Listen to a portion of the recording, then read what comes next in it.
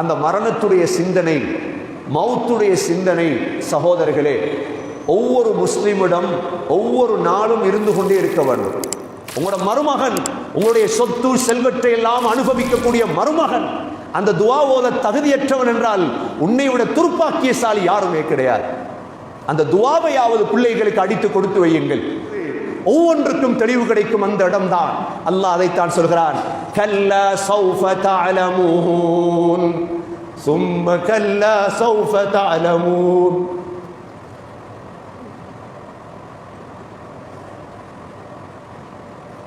உனக்கு விளங்கும் நேரம் அதுதான்.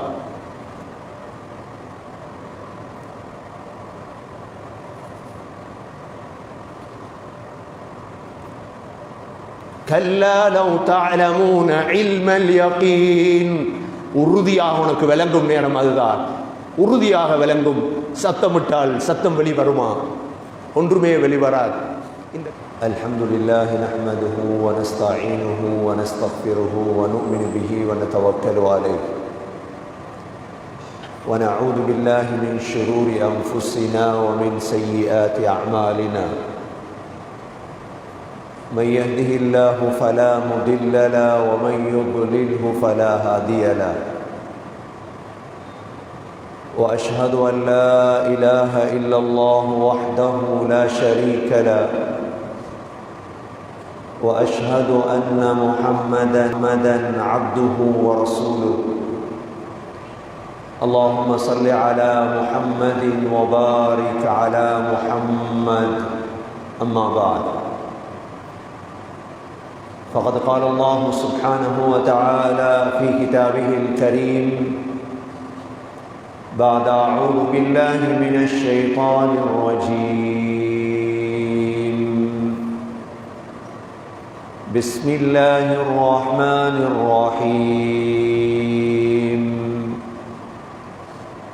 ألهاكم التكاثر حتى زرتم المقابر كلا سوف تعلمون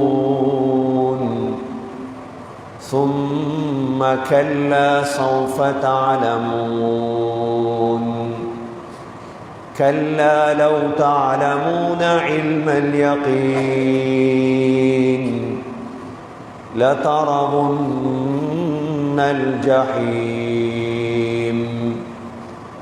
ثم لترونها عين اليقين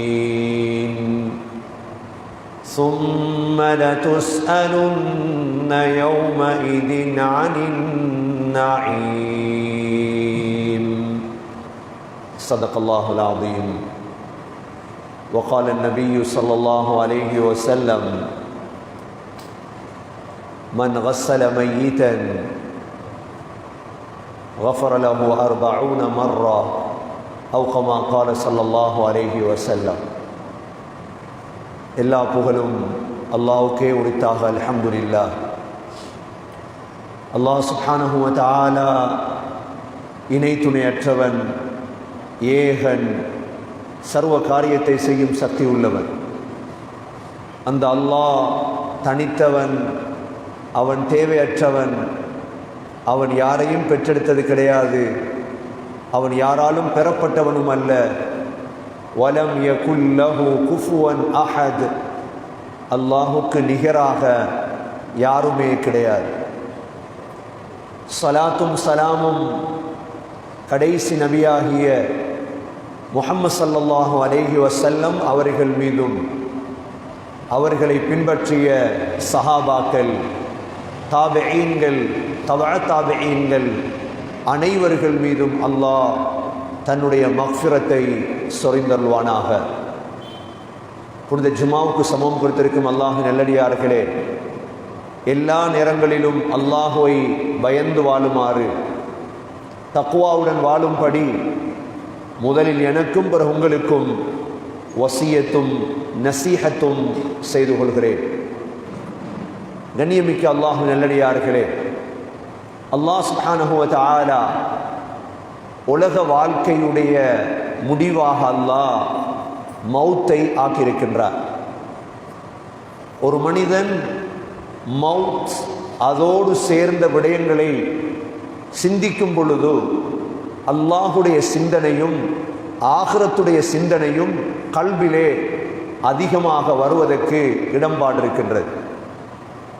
முஹம்மது ஸல்லல்லாஹு அலைஹி வஸல்லம் இரவு நேரங்களில்தான் கபிரிஸ்தானை தரிசிப்பார்கள்.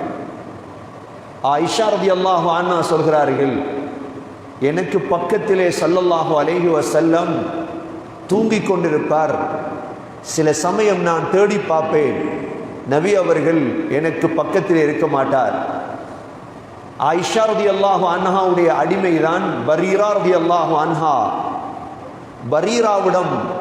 பரீராவிடம் சொல்லுவார்கள், போய் பார் ஸல்லல்லாஹு அலைஹி வஸல்லம் எங்கு போயிருக்கிறார். பார்த்தால் நபியுடைய வீட்டிலிருந்து சொற்ப தூரத்தில் தான் பக்கீ இருந்தது. ஸல்லல்லாஹு அலைஹி வஸல்லம் அந்த பக்கீ என்ற கபிரிஸ்தானிலே நபி அவர்கள் நின்று கொண்டிருப்பார்கள். இரவு நேரங்களில் ஏன் கபரை ஜியாரத் செய்தார்கள் என்றால், அந்த மரணத்துடைய சிந்தனை, மௌத்துடைய சிந்தனை சகோதரர்களே ஒவ்வொரு முஸ்லிமிடம் ஒவ்வொரு நாளும் இருந்து கொண்டே இருக்க வேண்டும். அல்லாஹ் சூரத்து தகாசுர் என்ற சூறாவிலே அல்லாஹ் இதை எச்சரிக்கையாக தெளிவுபடுத்துகின்றான். அல்ஹாகுமுத் தகாசுர், அல்ஹாகுமுத் தகாசுர். அல்லாஹ் சொல்கிறான், அதிகத்துவத்தை தேடுவது உங்களை எல்லாம் மறக்கடிக்க வைத்து விட்டது. சகோதரர்களே, செல்வங்களையும் காணி பூமி பிள்ளைகள் போன்ற விடயங்களை அதிகரிக்க வேண்டும் என்ற சிந்தனை உங்களை எல்லாம் மறக்கடிக்க வைத்து விட்டது. எதுவரைக்கும் மறதி தெரியுமா? ஹத்தா ஸுர்துமுல் மகாபிர், நீங்கள் கபறுகளை சந்திக்கும் வரையும் தான் உங்களுக்கு மறதி. ஹத்தா ஸுர்துமுல் மகாபிர், நீங்கள் கபறுகளை சந்திக்கும் வரையும் தான். சகோதரர்களே, கபரை சந்தித்தால் நம் எல்லோருக்கும் தெரியும், கபரிலே பணத்துக்கு பெறுமதி கிடையாது, கபரிலே அரசியலுக்கு பெறுமதி கிடையாது, கபரிலே அழகுக்கு பெறுமதி கிடையாது. கபர் என்பது அது வித்தியாசமான இடம். ஹத்தா ஸுர்துமுல் மகாபிர் கல்லா ஸௌஃப தஅலமூன். அல்லாஹ் சொல்கிறான், அங்கு வந்தால் நீங்கள் விளங்கிக் கொள்ளுவீர்கள். சும்ம கல்லா ஸௌஃப தஅலமூன்.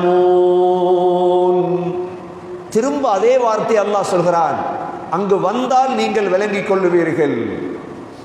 கல்லா லவ் தஅலமூன இல்மல் யகீன். அங்கு வந்தால் உறுதியாக விளங்குவீர்கள். என்ன விளங்குவீர்கள் என்று அல்லாஹ் சொல்லவில்லை. கல்லா ஸௌஃப தஅலமூன், நீங்கள் விளங்கிக் கொள்ளுவீர்கள். சும்ம கல்லா ஸௌஃப தஅலமூன், அதே விடயத்தை சொல்கிறார். கல்லா லவ் தஅலமூன இல்மல் யகீன், உறுதியான முறையில் விளங்கிக் கொள்ளுவீர்கள். சகோதரர்களே, இன்று காலை வரை யாரெல்லாம் கபருக்குள் வைத்து விட்டோமோ அவ்வளோ பேருக்கும் விளங்கிவிட்டது என்ன? இஸ்லாம் மட்டும்தான் உண்மை, ஈமான் மட்டும்தான் உண்மை, மற்ற அனைத்துமே பிழையானது என்பது விளங்கிவிட்டது. இரண்டாவது, அமல்களோடு வந்தால் மாத்திரம்தான் புத்திசாலி, அமல்கள் இல்லாமல் கபருக்கு சென்றால் அது மடத்தனம் என்பது விளங்கிவிட்டது. ஆனால் ஒன்றுமே செய்ய முடியாது. கபருக்கு சென்ற யாருக்கும் எந்த அமலும் செய்ய முடியாது. அமல்களுடைய வாசல் மூடப்பட்டு விட்டது. இதைத்தான் அல்லாஹ் 3 தடவை திரும்ப திரும்ப கல்லா ஸௌஃப தஅலமூன் சும்ம கல்லா ஸௌஃப தஅலமூன் கல்லா லவ் தஅலமூன இல்மல் யகீன். 3 தடவை அல்லாஹ் திரும்ப திரும்ப சொன்னது அதற்குத்தான். சகோதரர்களே, அமல்கள் எல்லாம் கண்ணை பொத்துவதற்கு முன்னால் தான். ஃபர்லான ஹஜ் செய்யாதவர்கள், செல்வம் இருந்தது ஹஜ் செய்யவில்லை, செல்வம் இருந்தது ஜகாத் கொடுக்கவில்லை. இந்த 2 பேரும் சக்கராத்திலே விளங்கிக் கொள்ளுவார்கள். அதனாலதான் சகோதரர்களே, வசதி இருந்தால் முதல் ஹஜ்ஜை முடிக்க வேண்டும், வருடா வருடம் ஜகாத்தை கொடுக்க வேண்டும். கொடுக்கவில்லை என்றால் சக்கராத்தே மோசமாக மாறிவிடும். சக்கராத்திலே அவர் சொல்லக்கூடிய வார்த்தை எங்களுக்கு தெரியும், யா அல்லாஹ் கொஞ்சம் பிற்படுத்து, நான் சதக்கா கொடுத்துட்டு வாரேன், ஜக்காத்தை கொடுத்துட்டு வாரேன், ஹஜ்ஜ முடிச்சிட்டு வாரேன். கண்ணியமிக்க சகோதரர்களே, ஆகவே மவுத் என்பது, கபர் என்பது ஒரு மனிதன் சிரிக்கும் இடம் அல்ல, விளையாடும் இடம் அல்ல. அல்லாஹ் 3 தடவை எச்சரிக்கை செய்திருக்கிறார். கல்லா சௌஃப தஅலமூன் ثم كلا سوف تعلمون كلا لو تعلمون علم اليقين. 3 தடவை. அதனால் சகோதரர்களே, இஸ்லாமிய ஷரியத்தை பொறுத்தவரையில் ஒரு மனிதர் மரணித்தால் என்ன செய்ய வேண்டும் சகோதரர்களே? இஸ்லாம் பூர்த்தியான மார்க்கம். இஸ்லாம் எந்த மதத்திலிருந்தும் எதையும் களவெடுக்கார்.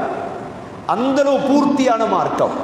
சகோதரர்களே, ஒரு மனிதன் சக்கராத்தை அடைந்து விட்டான் என்றால் என்ன செய்ய வேண்டும்? அவனை கபருக்கு கொண்டு போய் சேர்க்கும் வரைக்கும் இஸ்லாம் எங்களுக்கு சொல்லி இருப்பது மிக நுட்பமானது. சகோதரர்களே, எங்களுக்கு தெரியும், இன்று ஜனாசாக்கள் அவசரமாக அடக்கம் செய்யப்படுகிறது. ஆனால் பல சட்டதிட்டங்கள் பாழாக்கப்படுகிறது. ஏன்? தெரியாததின் காரணமாக, அறிவு இல்லாததின் காரணமாக. சகோதரர்களே, ஒருவர் சக்கராத்தை அடைந்து விட்டார் என்றால், உலகத்தை முடித்து விட்டார் என்றால், அவருக்கு பக்கத்தில் வந்து பார்க்க வேண்டும். கண் திறந்திருக்கும். இஸ்லாமிய முறை அவருடைய கண்ணை மூட வேண்டும். நபி ஸல்லல்லாஹு அலைஹி வஸல்லம் சக்கராத்தில் இருந்தவர்களிடம் வந்தால் அவருடைய கண் திறந்து கொள்ளும். ஏனென்றால் ரூஹ் வாயால் பிரியும் பொழுது வாயினால் தான் ரூஹ் வெளிவருகிறது. அந்த ரூஹை கண் பார்த்து கொண்டே இருக்கும். உடனே கண்ணை மூட வேண்டும். சகோதரர்களே, கண்ணை மூடிவிட்டு அவருடைய உடம்பை இலேசாக ஆக்க வேண்டும். ஏனென்றால் உடம்பில் உள்ள அசுத்தங்கள் வெளிவரும் நேரம் உடனே அவரை கழுவி பரிசுத்தம் செய்து இலேசான புடவையால் மூடி வைக்க வேண்டும். ஸல்லல்லாஹு அலைஹி வஸல்லம் சக்கராத்தை அடைந்த பொழுது நபி அவர்களிடம் எதுவும் வெளிவரவில்லை.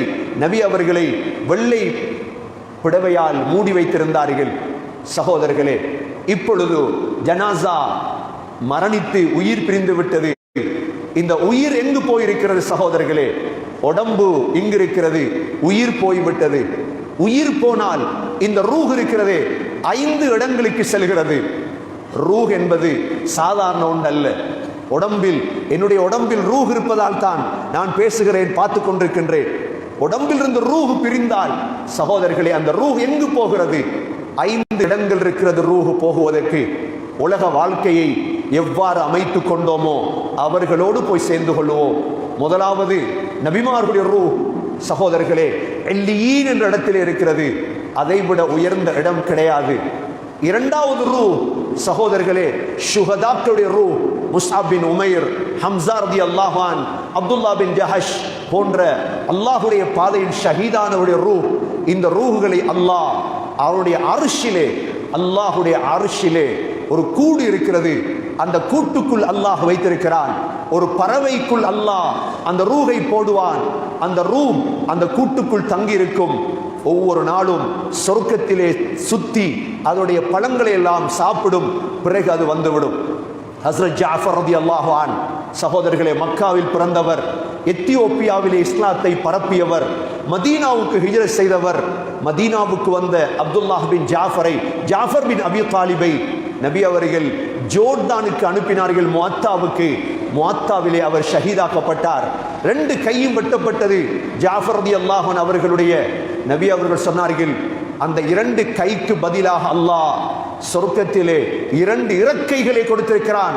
அவர் சொர்க்கத்தை சுத்தி கொண்டிருக்கிறார். அதனால் தான் ஜாஃபர் ரலியல்லாஹுடைய புனைப்பெயர் ஜாஃபர் அத்-தையார், பறவை ஜாஃபர் என்றார்கள் ஸல்லல்லாஹு அலைஹி வஸல்லம். இது 2வது வகையான ரூஹ்.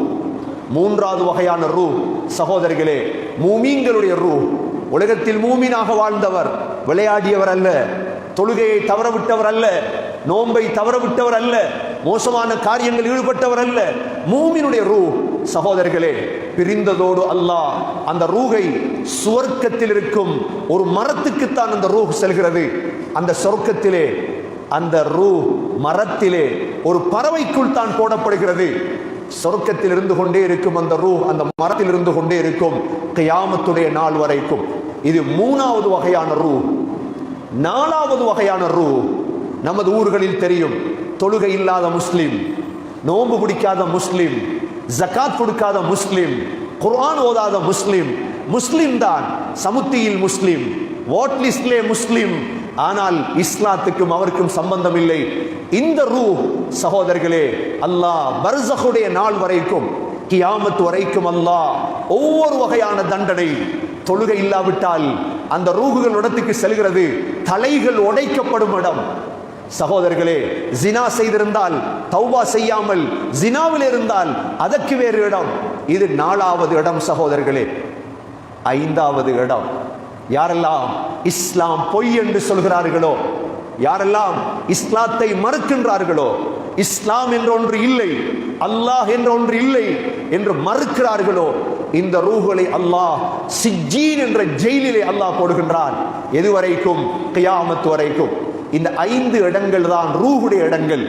சகோதரர்களே, உடம்பை விட்டு ரூஹ் பிரிந்து விட்டது. இப்பொழுது நாம் அடி கழுவி வைத்திருக்கின்றோம். அடி கழுவி வைத்து இப்பொழுது நாம் குளிப்பாட்ட தயாராக போகிறோம் ரூஹை, உடம்பை. சகோதரர்களே, மேல் போன ரூஹ் 5 இடங்களுக்கும் சென்ற ரூஹ் குளிப்பாட்ட ஆரம்பிக்கும் பொழுது அந்த ரூஹ் கீழே வந்துவிடும். அந்த ரூஹ் கீழே வந்துவிடும். உலமாக்கள் சொல்கிறார்கள், குளிப்பாட்டும் பொழுது ரூஹ் பக்கத்திலே வந்துவிடும். ஜனாசாவை குளிப்பாட்டினால் சகோதரர்களே, குளிப்பாட்டும் பொழுது, அதனால் தான் வுது எடுத்து விட்டு தண்ணீரை முழு உடம்பிலும் ஊற்றி குளிப்பாட்டுவது ஆக குறைந்த முறை. ஹதீஸிலே வந்திருக்கின்றது, மன் கஸ்ஸல மைதன், எந்த அளவு சிறப்பென்றால், யார் ஒரு ஜனாசாவை குளிப்பாட்டுவாரோ, குளிப்பாட்டி அவரில் உள்ள குறைகளை மறைப்பாரோ, குளிப்பாட்டும் பொழுது பல குறைகள் வரலாம். நான் ஆரம்பத்திலே சொன்னேன், முடிகள் சம்பந்தமாகவும் ஒவ்வொரு விடயத்திலும் சுத்தமாக இருக்க வேண்டும். எப்பொழுது மவுத் வரும் என்று தெரியாது. திடீரென்று மவுத் வந்தால் தயாராக இருக்க வேண்டும். சரி, குளிப்பாட்டும் பொழுது குறைகள் வருகிறது, அதை மறைத்தால் அல்லாஹ் 40 தடவை உங்களுடைய பாவத்தை மன்னிப்பார். அந்த அளவு நன்மைக்குரிய விடயம்தான் ஒரு மையத்தை குளிப்பாட்டுவது. சகோதரர்களே, குளிப்பாட்டும் பொழுது அத்தர்கள் போடுவது, குளிப்பாட்டும் பொழுது இலந்த இலை, ஸல்லல்லாஹு அலைஹி வஸல்லமுடைய காலத்தில் இலந்த இலையை போட்டுத்தான் குளிப்பாட்டுவார்கள். சவக்காரம் இருக்கவில்லை. வுது எடுத்து விடுவது போன்ற சுன்னத்தான சட்டதிட்டங்கள் இருக்கிறது. குளிப்பாட்டியதற்கு பிறகு ஜனாசாவை தூக்கி நாம் சுந்தூக்கிலே வைப்போம் கஃன் செய்வதற்காக. சகோதரர்களே, ஸல்லல்லாஹு அலைஹி வஸல்லமுடைய ஜனாசாவை அலி ரலியல்லாஹு அன்ஹு குளிப்பாட்டினார்கள். ஜனாசாவை குளிப்பாட்டும் பொழுது நபியுடைய ஆடைகளை கலத்துவதா இல்லையா என்ற ஒரு பிரச்சனை வந்தது. ஒரு சத்தம் கேட்டது. எல்லோருமே அந்த சத்தத்தை கேட்டார்கள். நபியுடைய ஆடையை கலத்தாதீர்கள், லா துஜர்ரிது ரசூலுல்லாஹி ஸல்லல்லாஹு அலைஹி வஸல்லம். அலி ரலியல்லாஹு அன்ஹு சொல்கிறார்கள், நபியுடைய ஆடையோடு தான் குளிப்பாட்டினோம். நபி அவர்களுக்கு எந்த விதமான அசுத்தமும் உடம்பிலிருந்து வெளிவரவில்லை. திப்த ஹய்யன் வ மையிதா, உயிரோடு வாழும் பொழுதும் மௌத்தானதற்கு பிறகும் ரசூலுல்லாஹ் மனமானவர்கள். சகோதரர்களே, ஜனாசாவை குளிப்பாட்டி விட்டு ஜனாசாவிலே அத்தர்கள் போடலாம். ஹஸ்ரத் அபூபக்கர் ரலியல்லாஹு அன்ஹு முதல் கலீஃபா தன்னுடைய ஜனாசாவை குளிப்பாட்டுவதற்கு வசிய செய்தார்கள், என்னுடைய மனைவி தான் குளிப்பாட்ட வேண்டும். உங்களுடைய மனைவி உங்களுடைய ஜனாசாவை குளிப்பாட்டலாம், நீங்கள் உங்களுடைய மனைவியின் ஜனாசாவை குளிப்பாட்டலாம். சகோதரர்களே, அஸ்மா பின்த் உமைஸ் ரலியல்லாஹு அன்ஹா தான் அபூபக்கர் ரலியல்லாஹுடைய ஜனாசாவை குளிப்பாட்டினார்கள். சகோதரர்களே, குளிப்பாட்டியவர் குளிக்க வேண்டுமா? சுன்னத்தான விடயம். குளிப்பாட்டியவர் குளிப்பது சுன்னத்.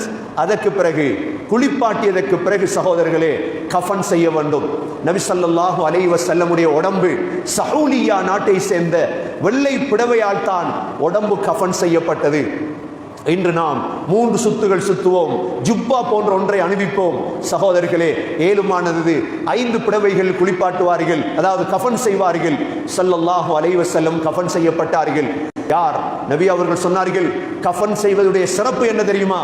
மன் கஃபன மையிதன், யார் ஒரு ஜனாசாவை கஃன் செய்வாரோ அல்லாஹ் சுவர்க்கத்துடைய பட்டாடையை கொண்டு அவரை அணிவிப்பார். எல்லா காலமும் இந்த நன்மை முஅத்தினுக்கு மட்டும்தான் போகிறது. சகோதரர்களே, நீங்கள் 500 ரூபாய் 1000 ரூபாய் காசு கொடுக்கலாம். காசு அல்ல இந்த இடத்தில் பெறுமதி. ஒரு மையத்தை குளிப்பாட்டினால் உள்ள நன்மை வேறு. மையத்தை கஃன் செய்தாய். சகோதரர்களே, அல்லாஹ் சுவர்க்கத்துடைய இஸ்தப்ரக் சுந்துஸ் என்ற பட்டு ஆடையால் எங்களுக்கு உடை அணிவிப்பார். ஊரிலே சில ஊர்களுக்கு போய் பாருங்கள், மருதமுனையை போய் பாருங்கள், கண்டியிலே மடவளையை போய் பாருங்கள். ஒரு ஊரிலே ஒவ்வொரு கபிர்ஸ்தானுக்கும் 50 வாலிபர்கள் இருப்பார்கள். 50 வாலிபர்கள் இருப்பார்கள். எப்பொழுது ஒரு இடத்தில் ஜனாசா என்று கேள்விப்பட்டால் அந்த வாலிபர்கள் விரைந்து சென்று அதனுடைய குளிப்பாட்டக்கூடிய, கஃன் செய்யக்கூடிய, கபரு தோண்டக்கூடிய வேலைகள் ஈடுபடுவார்கள். ஒவ்வொரு ஊரிலும் இருக்கிறது. சகோதரர்களே, நமது ஊரிலும் இதை உருவாக்க வேண்டும்.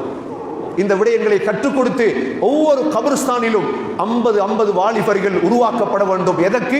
ஜனாசாவை குளிப்பாட்டும் நன்மை, ஜனாசாவை கஃன் செய்யும் நன்மை. சாதாரணமான நன்மை அல்ல சகோதரர்களே, சாதாரணமான நன்மை அல்ல அவைகள் எல்லாம். உங்களுக்கு தெரியும், மறைந்த சம்மாந்தருடைய அமைச்சர் அன்வர் இஸ்மாயில் சுனாமியின் பொழுது அவ்வளோ ஜனாசாக்களையும் கொண்டு வந்து கஃன் செய்து குளிப்பாட்டி தன்னுடைய தலைமையில், சகோதரர்களே, இது போன்ற பல வேலைகள் மறைந்த மஜீத் எம்பி அவர்கள் அடக்குவதற்கென்று பாரிய சேவைகளை நம்மை விட்டும் பிரிந்த முன் சென்றவர்கள் செய்திருக்கிறார்கள். ஊர்களுக்கு, அவருடைய கபர்களுக்கு நன்மை சென்று கொண்டே இருக்கும். சகோதரர்களே, ஜனாசாவை நீங்கள் சந்தூக்கிலே வைத்ததோடு ரூஹும் வந்துவிடும். மேல் சென்ற ரூஹ் கீழே வந்துவிடும். ஜனாசாவை தூக்கி கொண்டு சந்தூக்கிலே செல்கிறோமே, அந்த சந்தூக்கில் செல்லும் பொழுது ஜனாசா பேசுகிறது. நபி ஸல்லல்லாஹு அலைஹி வஸல்லம் சொன்னார்கள், அந்த ஜனாசா பேசும் சத்தம் உங்களுக்கு கேட்குமாக இருந்தால் லஸாயக, தூக்கி செல்லக்கூடியவர்கள் அப்படியே மயங்கி விழுந்து விடுவீர்கள். ஜனாசா என்ன பேசுகிறது? நல்ல ஜனாசாவாக இருந்தால் சொல்கிறது, அவசரப்படுத்து என்னை, அவசரப்படுத்து என்னை. மோசமான ஜனாசாவாக இருந்தால் என்னை எங்கு எடுத்து செல்கிறாய்? ஏன்? அதற்கு தெரிந்து விட்டது, நான் கபருக்கு செல்ல போகிறேன், அதைவிட மோசமான இடம் எனக்கு கிடையாது. சகோதரர்களே, சந்தூக் என்பது சாதாரண ஒன்று அல்ல. ஸ்ரீலங்காவுடைய சந்தூக் மூடப்பட்ட சந்தூக். ஆனால் மக்கா மதீனாவுடைய சந்தூக் திறந்த சந்தூக், திறந்துதான் இருக்கும். உம்ராவிலே, ஹஜ்ஜிலே நீங்கள் பார்த்திருப்பீர்கள், ஜனாசாவை வைத்தால் வெளியே ஜனாசா விளங்கும். ஏன்? மூடுவதை விட திறந்துதான் கொண்டு வர வேண்டும். பாதையில் இருப்பவர்கள், நண்பர்கள் பாடம் படிக்க வேண்டும், மௌத்துடைய சிந்தனை உருவாக்க வேண்டும். இந்த மூடிய சந்தூக், ஃபாத்திமா ரலியல்லாஹு அன்ஹா தன்னுடைய சக்கராத்திலே, ஃபாத்திமா உம்மு சலமா அஸ்மா பின்த் உமைஸிடம் சொன்னார்கள், அஸ்மா, என்னுடைய ஜனாசாவை மூடிதான் எடுத்து செல்ல வேண்டும். அஸ்மா பின்த் உமைஸ் முதலாக ஈச்ச ஓலைகளை வெட்டி ஜனாசாவுக்கு மேல் போட்டார்கள். சகோதரர்களே, இரவு நேரத்தில் தான் அபூபக்கர் ரலியல்லாஹுடைய ஜனாசா, ஃபாத்திமா ரலியல்லாஹுடைய ஜனாசா, உஸ்மான் ரலியல்லாஹுடைய ஜனாசாவெல்லாம் ரசூலுல்லாஹுடைய ஜனாசாவும் இரவு நேரம் தான் அடக்கம் செய்யப்பட்டது. பகலிலும் அடக்கலாம், இரவிலும் அடக்கலாம். எந்த நேரத்தில் அடக்கினாலும் நன்மையோடு சென்றால் அது போதும். சகோதரர்களே, இப்பொழுது சந்தூக் தூக்கி கொண்டு வரப்படுகிறது. சந்தூக்கை தூக்கி வரும் பொழுது சகோதரர்களை, ஜனாசாவை தூக்கி செல்லுதல், வாகனத்தில் கொண்டு வருதல் எதுவும் நன்மைக்குரிய காரியம்தான். ஆனால் கலந்து கொள்ள வேண்டும். ஜனாசாவை பின் துயர்ந்தாலே, நபி அவர்கள் சொன்னார்கள், பின் துயர்ந்து வந்து தொழுதால் அடக்கினால் உள்ள நன்மை அது வேறு. சகோதரர்களே, மற்ற ஊர்களை பொறுத்தவரையில் ஜனாசாவை தூக்கி வரும் பொழுது ஷஹாதா கலிமா சொல்லுவார்களே, ஜனாசா வரும் பொழுது யாரும் பேசக்கூடாது, கதைக்க கூடாது. சகோதரர்களே, போன் பேசும் இடம் அல்ல அது, போன் பேசும் இடம் அல்ல. அவைகள் மௌத்துடைய சிந்தனையோடு வரவற்றும். அதனால்தான் ஏனைய ஊர்களில் உலமாக்கள் ஜனாசாவை தூக்கி வரும் பொழுது காஃபிர்கள் பார்க்கக்கூடிய இடங்கள், அந்த இடத்திலே கூலு இன்னா லில்லாஹி வ இன்னா இலைஹி ராஜிஊன் என்ற வார்த்தை, அஷ்ஹது அல்லா இலாஹ இல்லல்லாஹ் என்ற வார்த்தைகள், காலு இதே போன்று யாசீனுடைய வார்த்தைகளை ஓதுவார்கள். ஆனால் ஷரியத்திலே அவ்வாறு ஒன்று கிடையாது, ஓத வேண்டிய அவசியம் கிடையாது. மௌத்துடைய சிந்தனையோடு ஜனாசாவை தொழுகைக்காக கொண்டு வர வேண்டும். மூன்றாவது கடமைதான் சகோதரிகளே, ஜனாசாவை தொழுகைக்கு கொண்டு வந்ததோடு ஸல்லல்லாஹு அலைஹி வஸல்லமுடைய ஜனாசாவை யாரும் தொழுவிக்கவில்லை. நபி அவர்கள் தொழுவிக்க வேண்டாம் என்றார்கள். நபியுடைய ஜனாசாவை மலக்குகள் தொழுதார்கள். அதற்கு பிறகு சஹாபாக்களுடைய ஆண்கள், பெண்கள், பிள்ளைகள் தொழுதார்கள். யாருமே நபியுடைய ஜனாசாவை தொழுவிக்கவில்லை. எங்களுடைய ஜனாசாவை கொண்டு வந்து வைத்தால் சகோதரர்களே, ஆணுடைய ஜனாசா, பெண்ணுடைய ஜனாசா, ஆணுடைய ஜனாசாவில் தலைமாட்டிலும் பெண்ணுடைய ஜனாசாவில் இடுப்பிலும் நின்றுதான் தொழுவிப்பார். இன்றுள்ள பெரும் ஆச்சரியமான விடயம்தான், ஜனாசாவை வைத்தால் மகன் தொழுவிப்பதற்கு முன் வருகிறார், பிள்ளை தொழுவிப்பதற்கு முன் வருகிறார். ஆனால் அவருக்கு சூரா ஃபாத்திஹா கூட சரியாக பாடம் இல்லை, துஆவும் பாடம் இல்லை. மகன் தொழுவிக்க வேண்டுமே என்பதற்காக தொழுவிக்க வைத்து விடாதீர்கள். மிக முக்கியமான தொழுகை சகோதரர்களே. என்னுடைய மகன் தொழுவிக்க வேண்டும் என்று நீங்கள் கருதினால் இப்பொழுதிருந்தே அவரை பயிற்சி கொடுத்து எடுங்கள், பயிற்சி கொடுத்து எடுங்கள். அவர் பயத்திலே தக்பீர் கட்டுகிறார். எத்தனை தக்பீர், என்ன ஓதுவது ஒன்றுமே தெரியாது. கடைசியாக கிடைக்கக்கூடிய ஒரே ஒரு துஆ, அதை இழந்து விடுகிறீர்கள்.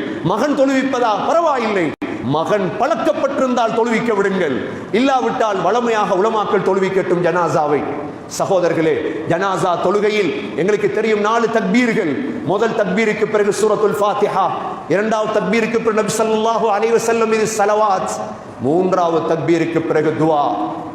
சகோதரர்களே, பள்ளியில் வந்திருக்கும் இந்த ஆயிரக்கணக்கான பேரை எழுப்பி ஜனாசாவுடைய துஆ தெரியுமா என்று கேளுங்கள். 10 பேர் ஓதுவார்கள், மற்ற யாருக்குமே தெரியாது. எந்த அளவு துரதிஷ்டவசம் என்பதை பாருங்கள். சகோதரர்களே, ஜனாசாவுடைய துஆவை கற்றுக்கொள்ளுங்கள். அல்லாஹும்ம ஃபிர் லஹு வர்ஹம்ஹு வஆஃபிஹி வஅஃபு அன்ஹு வஅக்ரிம் நுஸுலஹு வவஸ்ஸி' முத்கலஹு வக்ஸில்ஹு பில் மாஇ வஸ்ஸல்ஜி வல் பர்த் வனக்ஹி மினல் ഖതാயா கமா யுனக்க ثوبுல் அப்யது மினத் தனஸ் வஅப்தில்ஹு தாரன் ഖைரன் மின் தாரிஹி வஸௌஜன் ഖைரன் மின் ஸௌஜிஹி வஅஇதுஹு மின் ஃபித்னத்தில் கப்ர் வஅஸாபின் நார். சகோதரர்களே, ஜனாசாவுடைய துஆவில் மாத்திரம் 13 துஆக்கள் இருக்கிறது. 13 துஆக்கள்.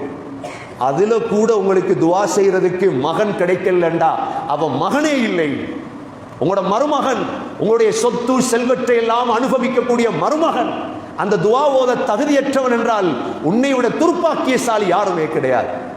அந்த துஆவையாவது பிள்ளைகளுக்கு அடித்து கொடுத்து வையுங்கள். என்னுடைய காணி, சொத்து, பத்து முழுதையும் அனுபவிக்கும் நீ எனக்காக இந்த துஆவையாக செய்.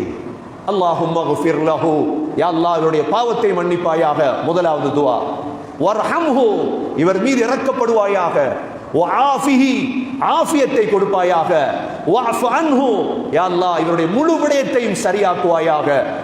ஐந்தாவது வஅக்ரிம் நுஸுலஹு, விருந்தாளியாக வருகிறார், யா அல்லாஹ் சங்கைப்படுத்துவாயாக.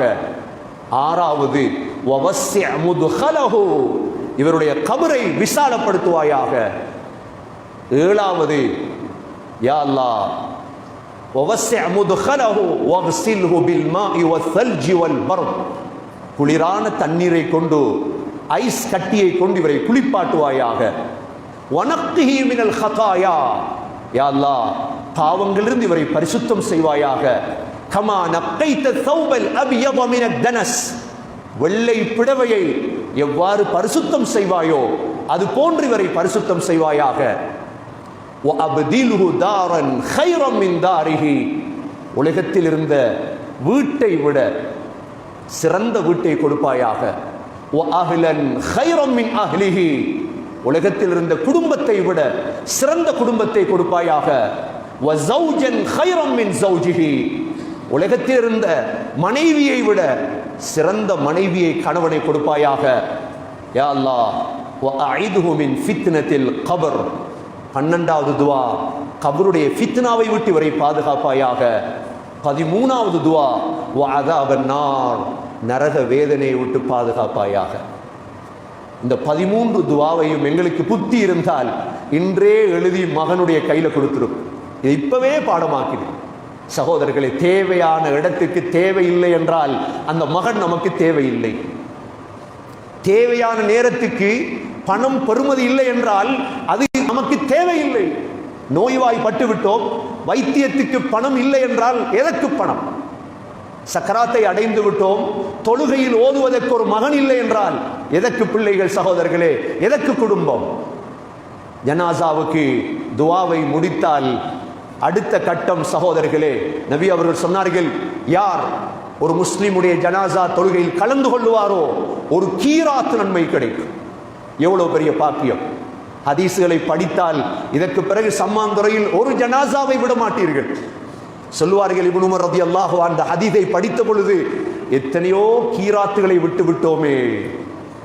ஒரு மலை சகோதரர்களே, ஒரு மலையளவு நன்மை கிடைக்கும் ஒரு ஜனாசா தொழுதால். எவ்வளவு பெரிய நன்மையான காரியம்! அதற்கு பிறகு நீங்கள் உடம்பை கொண்டு போய் கபிரிஸ்தான் கபரிலே கொண்டு போய் வைக்கிறோம் சகோதரர்களே. கபரிலே வைப்பது எவ்வளோ பெரிய நன்மை தெரியுமா? உயிர் அதோடு வருகிறது. கபரிலே கொண்டு போய் ஒரு ஜனாசாவை வைத்தால், ஒரு ஜனாசாவை வைத்து மண்ணை மூடினால் 2 வகையான நன்மை. ஒன்று, இன்னொரு மலை கீராத் நன்மை கிடைக்கும். தொழுததுக்கு ஒரு கீராத் வேறு, கபரிலே ஜனாசாவை அடக்கியதற்கு இன்னொரு கீராத் ஒன்று. இரண்டாவது ஸல்லல்லாஹு அலைஹி வஸல்லம் சொன்னார்கள், யார் ஒரு ஜனாசாவை கபரிலே கொண்டு போய் அடக்குவாரோ அல்லாஹ் சொர்க்கத்திலே அவருக்கு ஒரு வீட்டை கட்டுவார். அந்தளவு உயர்ந்த நன்மை சகோதரர்களே, அந்தளவு உயர்ந்த நன்மை. ஜனாசாவை கொண்டு போய் கபரிலே, ஜனாசாவை கொண்டு போய் கால் மாட்டிலே தான் வைத்து அப்படியே ஜனாசாவை இழுத்தெடுப்போம். பிஸ்மில்லாஹ் வ அலா சுன்னதி ரசூலில்லாஹ். சகோதரர்களே, மிக தாழ்மையாக கேட்கும் விடயம், ஜனாசாவில் பேசுவதை நிறுத்த வேண்டும். ஜனாசா கபருஸ்தானிலே பேசுவதை நிறுத்த வேண்டும். எந்த முஸ்லீம்களுடைய கபருஸ்தானிலும் பேச்சுவார்த்தை 2 பேர் பேசிக் கொண்டிருப்பது, போன் நிறுத்தப்பட வேண்டும். அவ்வாறு தான் பேச வேண்டும் என்றால் கபருஸ்தான் செல்லாதீர்கள் தயவு செய்து. மற்றவர்களுடைய கவலைகளும் இல்லாமல் போய்விடும். அதற்குத்தான் நாங்கள் சொல்கிறோம், ஒரு 50 பேர் தயாராகுங்கள் ஜனாசாவை கபருஸ்தானை பராமரிப்பதற்கு. கபருஸ்தானுடைய வாசலிலே செருப்புகள் கலத்தப்பட வேண்டும். கபருஸ்தானுக்குள் செருப்புகள் அணிந்து கொண்டு செல்லக்கூடாது. அதனால் தான் கபருஸ்தான் சுத்தமாக இருக்க வேண்டும். முள்ளுகள் அது போன்ற எதுவுமே இருக்கக்கூடாது கபருஸ்தானிலே. இரண்டாவது, கபருஸ்தானிலே பயான் செய்யப்படும் பொழுது உட்கார்ந்து அமைதியாக பயான் கேட்க வேண்டும். நின்று கொண்டு கேட்பதை விட நபியுடைய காலத்திலும் உட்கார்ந்து விடுவார்கள். அந்த அளவு கபருஸ்தானை செய்ய வேண்டும்.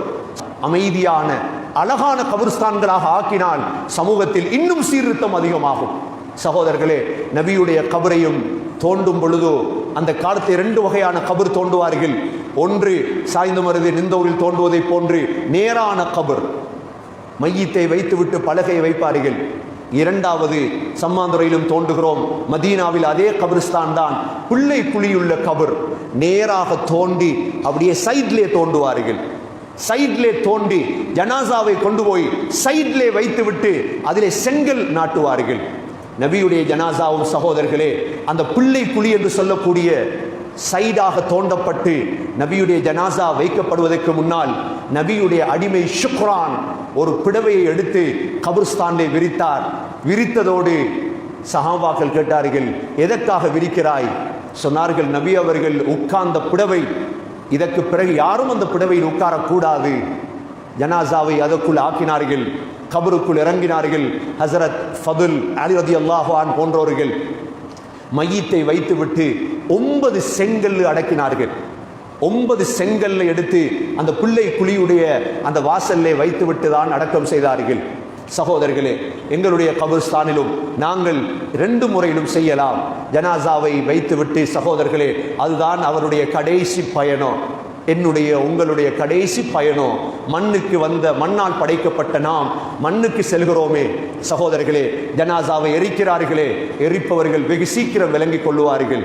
ஜனாசாவை எரிப்பவர்கள் வெகு சீக்கிரம் விளங்கிக் கொள்ளுவார்கள் தாங்கள் செய்தது சரியா பிழையா என்பதை. சகோதரர்களே, அதை பற்றி நான் இந்த இடத்தில் பேச வரவில்லை. அவைகளை பேசுவதற்கு வேறு நேரம், வேறு இடம் இருக்கிறது. இன்ஷா அல்லாஹ் அந்த இடத்தில் பேசுவோம் இன்ஷா அல்லாஹ். சகோதரர்களே, ஜனாசாவை கபருக்குள் வைத்தால் அதற்கு பிறகுதான் நம்முடைய அனைத்தும் ஆரம்பிக்கின்றது. அந்த ஜனாசாவுக்கு 3 தடவை மண் போட வேண்டும். மின்ஹா ஹலக்னாக்கும் வஃபீஹா நுஈதுக்கும் வமின்ஹா நுக்ரிஜுக்கும் தாரத்தன் உக்ரா. இந்த 3 ஆயத்தை ஓதித்தான் 3 தடவை மண் போடப்படும். மின்ஹா ஹலக்னாக்கும், இந்த மண்ணிலிருந்தே படைத்தோம், இந்த மண்ணுக்கே மீட்டி எடுத்திருக்கின்றோம். ஒரு நாள் இந்த மண்ணிலிருந்தே உங்களை எழுப்பாட்டுவோம். எந்த மண்ணால் யார் படைக்கப்பட்டாரோ அந்த மண்ணுக்குத்தான் போவார். ஸல்லல்லாஹு அலைஹி வஸல்லம் பிறந்தது மக்காவில், நபி அவர்கள் படைக்கப்பட்டது மதீனாவுடைய மண்ணால். அதனால் மதீனாவில் அடக்கம் செய்யப்பட்டார். சிலர் சம்மாந்துறையில் பிறந்தார்கள். சம்மாந்துறையில் பிறந்தாலும் அவர் படைக்கப்பட்டது மதீனா மண்ணால் இருந்தால் இன்ஷா அல்லாஹ் அவர் மௌத்தாகுவதற்கு மதீனா தான் போவார். சாய்ந்த மருதில் ஒருவரை கண்டிருக்கிறோம், ஹஜ்ஜிலே சாய்ந்த மருதில் பிறந்தவர், ஆனால் ஹஜ்ஜில் எங்களோடு இருந்தார். மதீனாவிலே வைத்து ஹாஸ்பிட்டலிலே மௌத்தாகிவிட்டார். பக்கத்து வீடு எங்களுடைய, அவரை பார்த்தால் அவ்வளோ பெரிய ஆபித் அல்ல, ஆனால் அவருடைய பிள்ளைகளுக்கெல்லாம் அவர் வைத்த பெயர் அல்லாஹுடைய பெயர், அப்துல் அசீஸ், அப்துல் கஃபூர், அப்துல் ரவுஃப் என்று இந்த பெயர்களைத்தான் வைத்திருந்தார்.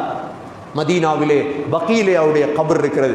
சகோதரர்களே, இப்பொழுது ஜனாசாவை அடக்கம் செய்கிறோம். நபியுடைய ஜனாசாவை அடக்கியதற்கு பிறகு ஒரு சான் உயர்த்தப்பட்டது. சகோதரர்களே, அதற்கு மேலால் தண்ணீர் ஊற்றுவோம். தண்ணீரெல்லாம் ஊற்றியதற்கு பிறகு ஜனாசாவுக்கு ஒரு பயான் செய்ய வேண்டும். நபி அவர்கள் பயான் செய்வார்கள். சகோதரர்களே, பயான் செய்ததற்கு பிறகு நாம் என்ன செய்யலாம்? குடும்பம் இருந்து அந்த ஜனாசாவுக்கு இஸ்திக்ஃபார் செய்ய வேண்டும். இஸ்திக்ஃபார் செய்ய வேண்டும். ஏன்? அவருக்கு தேவையான நேரம் சகோதரர்களே, உயிர் கொடுக்கப்பட்டுவிடும். கபருக்குள் உயிர் கொடுக்கப்பட்டுவிடும். ஸல்லல்லாஹு அலைஹி வஸல்லம் சொன்னார்கள், நீங்கள் ஜனாசாவை அடக்கிவிட்டு திரும்பி செல்லும் பொழுது உங்களுடைய நடக்கக்கூடிய செருப்புடைய சத்தம் கூட அந்த மையத்துக்கு கேட்க ஆரம்பிக்கும். சகோதரர்கள், ரூஹ் வந்துவிடும். இனித்தான் எந்த மார்க்கம் உண்மை என்பது தெளிவு வரும். அங்கு தெளிவு வந்து என்ன செய்ய சகோதரர்களே? அந்த இடம்தான் தெளிவு கிடைக்கும். ஏறியது கழுதையிலா குதிரையிலா? அந்த இடத்தில் தான் தெளிவு கிடைக்க போகிறது. குர்ஆன் உண்மையா பொய்யா? அந்த இடத்தில் தான் தெளிவு கிடைக்க போகிறது. மையத்துகளை பத்த வைத்தது சரியா, அடக்கியது சரியா? அந்த இடத்தில் தான் தெளிவு கிடைக்க போகிறது. ஒவ்வொன்றுக்கும் தெளிவு கிடைக்கும் அந்த இடம்தான். அல்லாஹ் அதைத்தான் சொல்கிறான், கல்லா சௌஃப தஅலமூன் சும்ம கல்லா சௌஃப தஅலமூன்.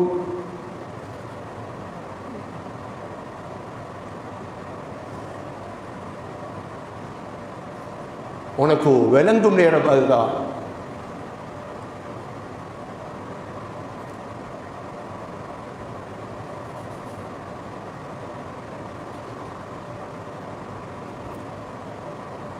கல்லா லவ் தஅலமூன இல்மல் யகீன்.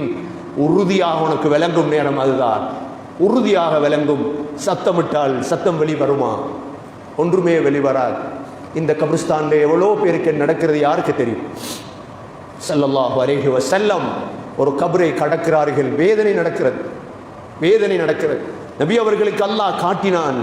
உடனே ஒரு ஈச்ச மரத்தை இரண்டாக பிளந்து ஒரு கபரிலே வைத்தார்கள். சொன்னார்கள், 2 கபரிலே வேதனை. ஒரு கபரில் வேதனை எதற்கு தெரியுமா? சிறுநீர் கழித்து சரியாக கழுவவில்லை. இது பாவமா? பாவம் என்றால் நாம் பார்க்கின்றோம் சகோதரர்களே. சிறுநீர் கழித்து சரியாக கழுவவில்லை, இதற்கு கபரிலே வேதனை. 2வது கபரில் வேதனை எதற்கு தெரியுமா? ஒரு செய்தியை புறம் பேசியது மற்ற முஸ்லிமை பற்றி. இவைகளை பாவமாக கூட நாம் பார்ப்பதில்லை. வேதனை கபரிலே. இந்த உலகத்திலே ஆட்சி செய்து அநியாயம் செய்தவன் ஃபிரௌன். உங்களுக்கு தெரியும் ஃபிரௌனுக்கு என்ன தண்டனை தெரியுமா? அன்னாரு யுஅரதுன அலைஹா குதுவன் வ அஷியா. பெருமடிக்கிறார்களா? அந்த ஆட்சியில் இருந்து கொண்டு பெருமையா? இந்த ஆயத்தை பார்க்கட்டும். அல்லாஹ் சொல்கிறான், காலை மாலை ஃபிரௌனை நெருப்பிலே போட்டெடுக்கின்றோம்.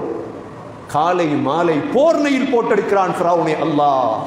அன்னாரு யுஅரதுன அலைஹா குதுவன் வ அஷியா அத்கிலு ஆல ஃபிரௌன அஷத்தல் அஸாப். சகோதரர்களே, யாருக்கும் எதுவும் செய்ய முடியாது. யாருக்கும் எதுவும் செய்ய முடியாத இடம்தான் அந்த கபர்.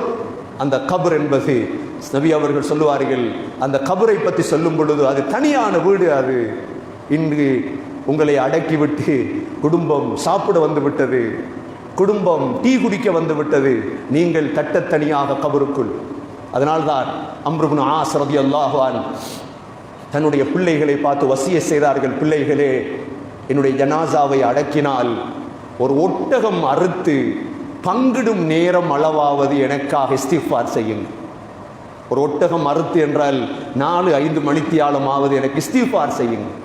சகோதரர்களே, சில வாப்பாமார் பாவம் அடக்கப்பட்ட நாளிலிருந்தே அந்த கபிரிஸ்தானுக்கு பிள்ளைகள் செல்லவில்லை. கேட்டார்கள் ஒரு இமாமிடம், என்னுடைய மௌத்துக்கு பிறகு என்ன நடக்கும்? சொன்னார்கள், நீ உனது வாப்பாவோடு எவ்வாறு நடந்து கொண்டாயோ அது போன்றுதான் உனக்கு நடக்கும். உன்னுடைய வாப்பாவை நீ அடக்கம் செய்து 10 ஆண்டுகள் இன்னும் போகவில்லையே வாப்பாவுக்கு பக்கத்தில், அதே போலதான் உன்னுடைய மகன் உனக்கு செய்வார். சகோதரர்களை விளங்கிக் கொள்ளுங்கள். ஆகவே ஒரு ஒட்டகம் அறுத்து பங்கிடும் நேரம் அளவு இஸ்திக்ஃபார். இன்று கபிரிஸ்தானிலே புதிய ஒரு விடயத்தை தொடங்கி வைத்திருக்கிறோம், முசாஃபஹா. இந்த முசாஃபஹா அவசியமில்லை. இந்த முசாஃபஹா செய்வது வீட்டிலே போய்தான், ஆறுதல் தான். இந்த முசாஃபஹாவை விட்டு குடும்பங்கள், பிள்ளைகள் உம்மாவுடைய வாப்பாவுடைய கபரை சுத்தி உட்கார்ந்து இஸ்திக்ஃபார் செய்யுங்கள். ஏன்? அடுத்த வீடு சகோதரர்களே, அனஸ் ரலியல்லாஹு அன்ஹு சொல்லுவார்கள், எனக்கு ஒரு இரவை நினைத்தால் அழுகை வருகிறது. அந்த இரவு உலகத்திலே 70-80 ஆண்டுகள் வாழ்ந்துவிட்டு முதல் இரவு கபரிலே தூங்குவதை நினைத்தால் எனக்கு கண்ணீர் வடிகிறது என்பார்கள். இது அவருக்கு மாத்திரமல்ல, எங்களுக்கும் கண்ணீர் வடிய வேண்டும். அதற்கு சகோதரர்களே நாம் தயாராக வேண்டும், அதற்கு நாம் உரியவர்களாக மாற வேண்டும். எல்லாம் வல்ல அல்லாஹ் சுப்ஹானஹு வ தஆலா உண்மையான கபருடைய ஆகிரத்துடைய சிந்தனையோடு இந்த உலகத்தில் வாழ்ந்து அல்லாஹ்வை சந்திப்பதற்கு யா அல்லாஹ் நம் அனைவர்களுக்கும் தௌஃபீக் செய்வாயாக. வ ஆகிரு தஅவானா அனில் ஹம்துலில்லாஹி ரப்பில் ஆலமீன். அல்ஹம்துலில்லாஹ்.